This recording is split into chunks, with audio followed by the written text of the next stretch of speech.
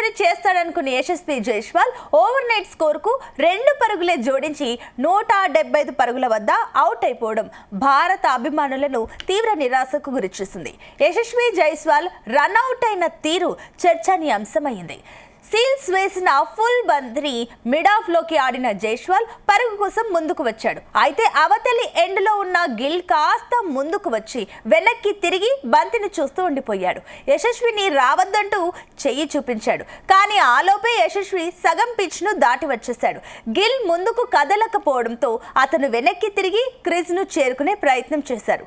కానీ ఈలోపే బంతి వికెట్ కీపర్కు చేరడం, రన్అట్ చేయడం జరిగిపోయింది.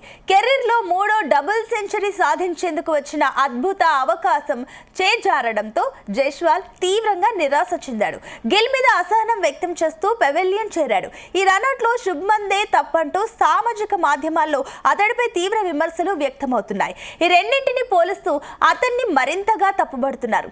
అయితే యశస్వి కూడా అవతలి బ్యాటర్ను గమనించకుండా పరుగు కోసం వచ్చేయడం మీద కూడా విమర్శలు వ్యక్తమవుతున్నాయి. అయితే ఆటలో ఇదంతా భాగమని పెద్దగా పట్టించుకోవాల్సిన అవసరం లేదన్నాడు.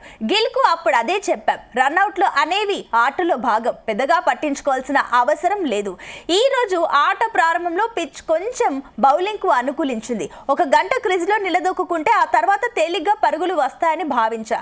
నేను ఏం చేయగలను, జట్టు లక్ష్యాలేంటి అని ఎప్పుడూ ఆలోచిస్తూ ఉంటా. వీలైనంత ఎక్కువ సమయం బ్యాటింగ్ చేయడంపై దృష్టి పెడతా. ఇప్పుడు పిచ్ బౌలింగ్కు అనుకూలించింది. సో మా బౌలర్లు బాగా బౌలింగ్ చేస్తున్నారు. సాధ్యమైనంత తొందరగా విండీస్ను ఆల్అౌట్ చేసేందుకు ప్రయత్నిస్తామని జైస్వాల్ వివరించాడు.